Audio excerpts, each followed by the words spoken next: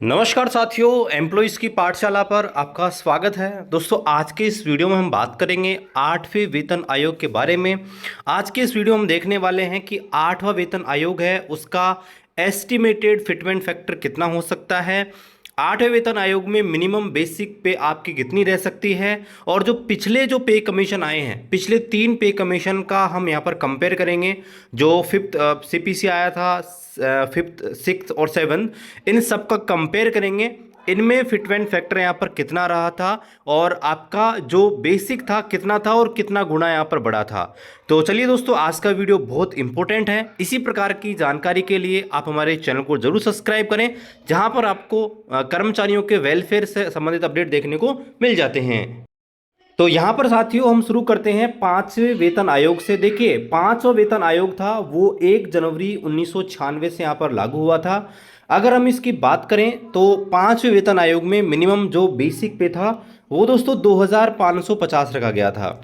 अब यहाँ पर देखिए, जो फिटमेंट फैक्टर की बात करें, जो आपका 5वां वेतन आयोग था उसमें फिटमेंट फैक्टर 3.40 था, और चौथा वेतन आयोग था उसकी बेसिक पे की बात करें तो 750 रुपये थी। और 750 को जब 3.40 से मल्टीप्लाई करें तो यहाँ पर आप देखेंगे 2550 यहाँ पर आता था।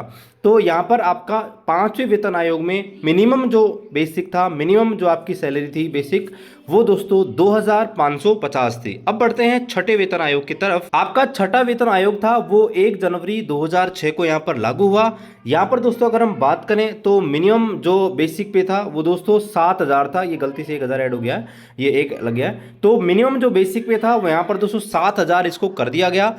यहाँ पर देखिए फिटमेंट फैक्टर 2.75 यहाँ पर कर दिया गया, यानी कि घटा दिया गया फिटमेंट फैक्टर को। और यहाँ पर आप देखेंगे 5वें वेतन आयोग में जहाँ पर आपकी बेसिक पे 2550 थी, 2550 को 2.75 से मल्टीप्लाई करके राउंड ऑफ करके 7000 कर दिया गया। यानी कि छठा वेतन आयोग था उसमें आपकी जो बेसिक बढ़ी थी वो लगभग पौने तीन गुना लगभग आपकी बढ़ी हुई थी। अब साथियों बात करते हैं लेटेस्ट जो कि 7वां वेतन आयोग आया था। 7वां वेतन आयोग जैसा कि आपको पता है करंटली यहाँ पर चल रहा है, जो कि 1 जनवरी 2016 से लागू हुआ है। इसमें बात करें तो इसमें आपकी जो बेसिक है करंटली 18,000 है, यानी कि जो लेवल 1 है, लेवल 1 की 18,000 है, फिर आपके लेवल 2, लेवल 3, ऐसे अलग अलग यहाँ पर लेवल यहाँ पर बनाए गए हैं।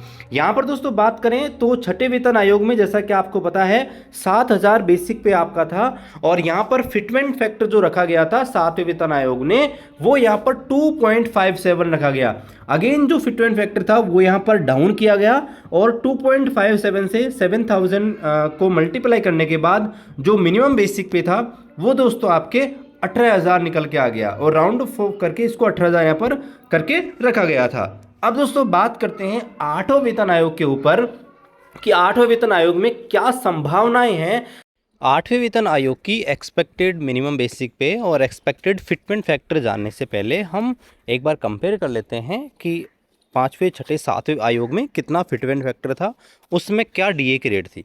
तो देखिए, जब आपका चौथा बेसिक पे, ये चौथा सीपीसी आया था, उस समय 750 मिनिमम बेसिक पे जो है डिसाइड की गई थी, और उस समय फिटमेंट फैक्टर 3.83 था। उसी प्रकार जब 5वां वेतन आयोग आया तो मिनिमम बेसिक पे 2550 डिसाइड की गई, और फिटमेंट फैक्टर आप देखेंगे 3.4 ही रह गया, यानी कि आप देखेंगे डिफरेंस तो 0.43 घटा दिया गया। वहीं बात करें छठा वेतन आयोग की तो उस समय जो आपका बेसिक पे था उसको 7000 कर दिया गया बढ़ा के, और उस समय फिटमेंट फैक्टर वापस आप देखेंगे ये गिरा और 2.75 ही रह गया। यानी कि आप देखेंगे तो यहाँ पर 0.65 जो है यहाँ पर आपका कम हो गया। ठीक है, उसके बाद आप देखेंगे 7वां वेतन आयोग जिसमें 18,000 मिनिमम बेसिक पे रखी गई, और उस समय भी जो फिटमेंट फैक्टर है उसको यहाँ पर घटा दिया गया, और यहाँ पर आप देखेंगे तो फिटमेंट फैक्टर जो घटा वो यहाँ पर देखेंगे ये 2.57 ही रह गया।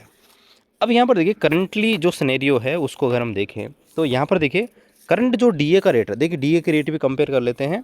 जब 5वां वेतन आयोग आया था 148 डीए बढ़ गया था, छठा वेतन पर 86 तक बढ़ गया था, 7वें वेतन आयोग आया तो 125 डीए बढ़ गया था, और अब जब 8वां वेतन आयोग हम मांग के चलते हैं कि 1/1/2026 से लागू होगा तो उस समय जो आपका डीए है वो 60% हो चुका होगा। ठीक है, अब यहाँ पर देखिए पहले तो आपको फिटमेंट फैक्टर समझना है कि फिटमेंट फैक्टर कैसे बनता है।